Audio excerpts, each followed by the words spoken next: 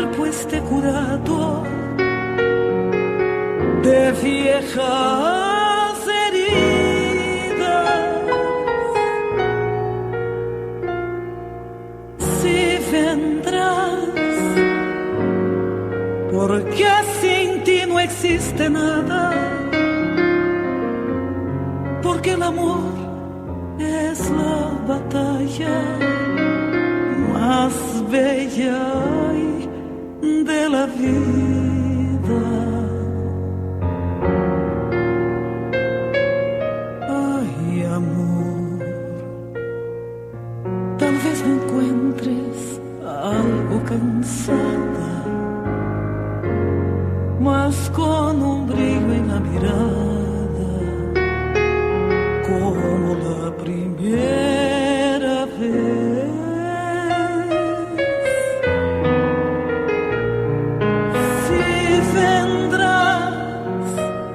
Quizá mañana, o quién sabe, algún domingo por la tarde te encontrará mi corazón. Si vendrás, porque sin ti no existe nada, porque el amor es la batalla más bella de la vida.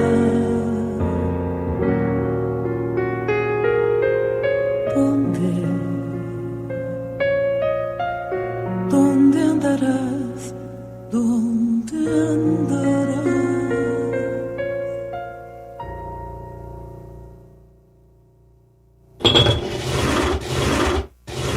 Círculo Cultural Radio y XHUGC Radio Universidad de Guadalajara en Corotlán. Seguimos conectados. No te pierdas Texolotl a través de Círculo Cultural Radio todos los miércoles a las 3 de la tarde. Gracias por su preferencia. Saludos. Norma Ávila. Eduardo Miguel Martínez.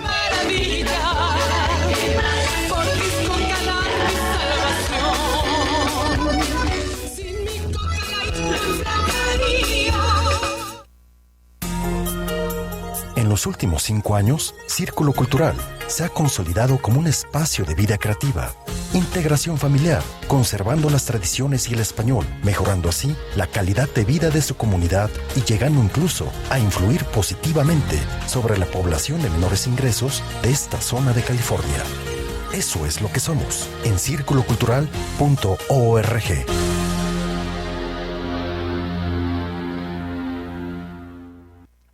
Bueno, pues escuchamos a Danis de Calaf y volvemos con nuestro asunto que nos tiene hoy. Déjame aquí, decirte que qué buena canción. Es una canción muy bonita. De hecho, el disco en sí, todo es muy bonito, ya lo vas a ver.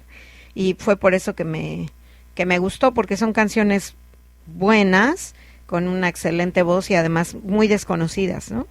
Entonces, para los que nos escuchan en México y a Lulú que nos está escuchando en Acapulco y es la que nos comenta que ella sí la escucha, bueno, pues nosotros la escuchamos muy poco por aquí y hay canciones que son totalmente desconocidas como las de este disco.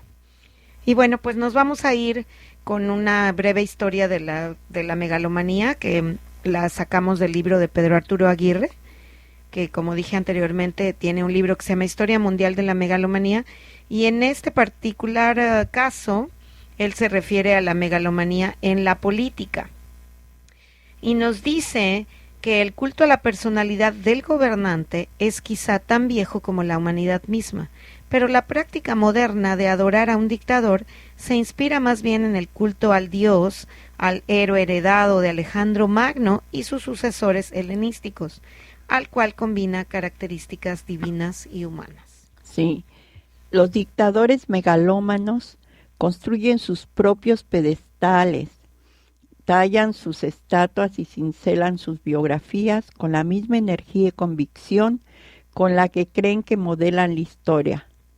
Son iconoclastas para hacer adorar a sus propias imágenes, derogan viejos cultos para instaurar el culto a sí mismos. Aquí nos pasó con Moctezuma. Él cuando en el tiempo que Izcóatl estaba como su asesor, mandó a buscar a los escribanos de su tiempo y él rehizo su propia historia, la cambió. Imagine, pues, los faraones y todos estos, ¿no? Bueno, la deidificación de los líderes ha sido estudiada desde todo punto de vista, desde el punto histórico, político, sociológico, psicológico, antropológico. Pretender ser Dios entre los hombres es una idea que lleva al absurdo más absoluto, pero también es una gran aventura existencial, como mencionaba Estela al principio. Hay gente que ha hecho muchísimas cosas precisamente por esa megalomanía que lo aqueja, ¿no? También es quizá la idea humana más temeraria, descabellada y atrevida y desproporcionada de la historia, que, bueno, ya lo veremos más adelante, ¿no? Sí. El líder narcisista es un espejo de humo, no refleja la realidad, sino la fantasía. Su fuerza reside en saber representar la ilusión, el total divorcio de la realidad y de su reinado son espejismos. El líder narcisista, las sociedades enfermas, cristalizan sus impulsos más reprimidos, sus fantasías, sus miedos y deseos. Bueno, en el siglo XX, con la revolución de la comunicación de las masas y la aparición de las ideologías totalitarias, pues fue un campo muy fértil para el renacimiento del culto a la personalidad de estos gobernantes, y en nuevas y mucho más aterradoras formas que las que se tenían al principio, justamente por todo el avance de la tecnología y todo esto. Sí, y los dictadores megalómanos destruyeron o neutralizaron instituciones religiosas tradicionales y las sustituyeron por sus propias formas de adoración, aprovechando las debilidades de los hombres, sus necesidades de adorar, de ser protegidos por un gran padre, de soslazarse en la gloria que reflejan las conquistas de la guerra y de fascinarse con el espectáculo del poder. Aquí lo que dicen de los dioses es muy cierto. Cuando uno le quita al ser humano la idea de Dios, va a buscar un Dios en cualquiera, en cualquier persona. Sí, Hay sí. esa necesidad humana de creer en Dios. Bueno, aparte de eso, como dice Estela, sobre todo construyeron un culto sobre la base del miedo estas personas, ¿no? Miedo a enemigos exteriores e interiores, miedo a la impotencia, falta de sentido en nuestra individualidad, que se traduce obviamente en los miedos a la libertad. Y esto lo podemos ver, por ejemplo, pues en Bush y en ese tipo de personas, ¿no? Así es. Aquí se tiene un miedo terrible a la cuestión de los ataques terroristas y todo eso. Entonces, Bush, por ejemplo, que es un megalómano tremendo, pues manejó mucho y se maneja mucho el terror y el miedo en la población, pues para poder hacer otro tipo de cosas para sus intereses, ¿no? No, ¿y qué me dices del miedo al infierno? Bueno, además ahí también en la religión, vamos a hablar de eso más adelante. Sí. También algunas personas dedicadas a la religión han sido megalómanos y han escrito teorías y teorías sobre todo lo que nos va a pasar si no nos portamos bien, ¿no? Ajá. Y fíjate que fue en el 20º Congreso del PCUS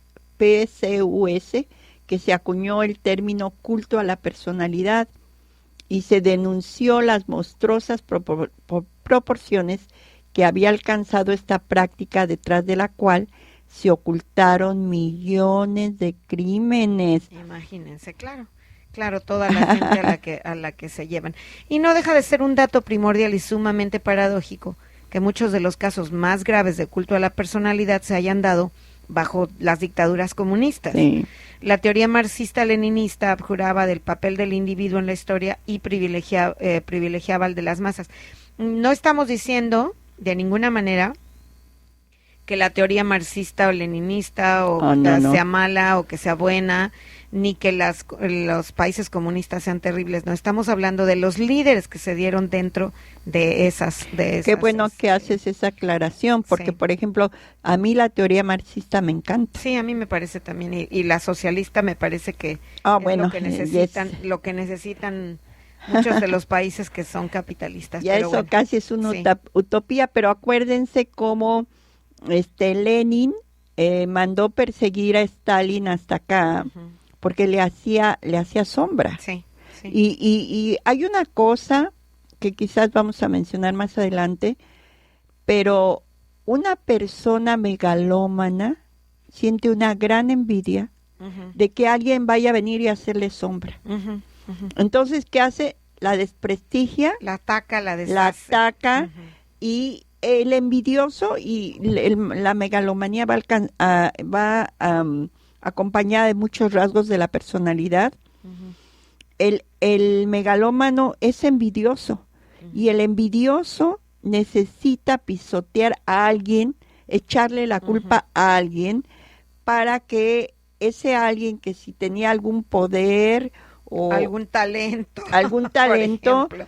descalificarlo frente a la opinión pública, Ujú. en el grupo donde se mueven. Y cuando tengamos algo de envidia, hagamos una reflexión personal muy importante.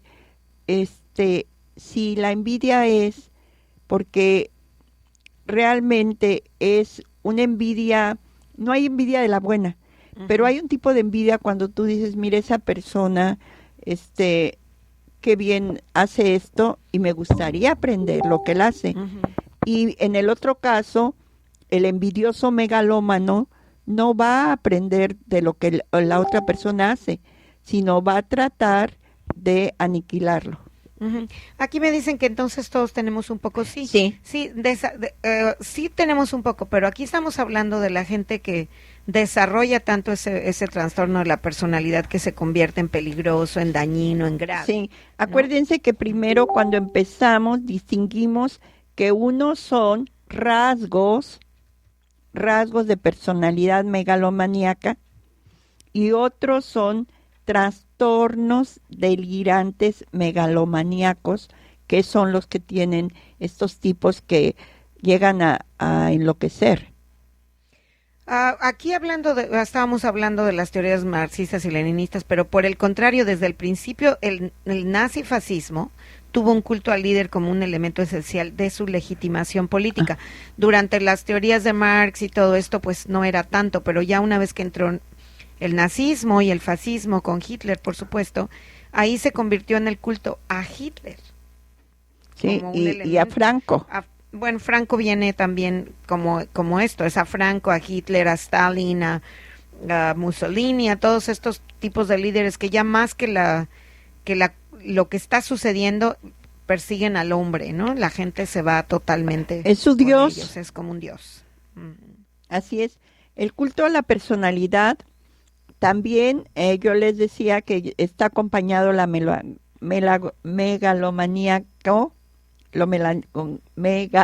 Megalomanía. la megalomanía. Ya no digo por qué no hablo bien, porque me balconeo. Pero también tiene que ver mucho con el populismo. El gobierno y los caudillos se asientan en una falsa concepción de una pretendida democracia, ¿sí? Que se autodefine como antilogárquica y nacionalista, pero es más bien una perversión personalista, autoritaria y sobre todas las cosas profundamente voluntarista y que tiene que ver, que está ligada a la aventura de un líder militar o civil con arrestos carismáticos a quien sus partidarios consideran providencial. Aquí sería el caso de Franco, por ejemplo. Sí. Nacionalista, líder de todos estos. Hitler, cuando se vuelve el más nacionalista de todos los nacionalistas para decirles a los alemanes que quedan tan endrogados por la guerra, les va a decir que ellos son los mejores, que los van a volver a ser ese país maravilloso que fue. Aquí yo me acuerdo cuando Miguel Ángel, el presidente Miguel Alemán Velasco llega aquí, nos dice que si México tiene la forma de una cornucopia, que nosotros somos el país más afortunado, mientras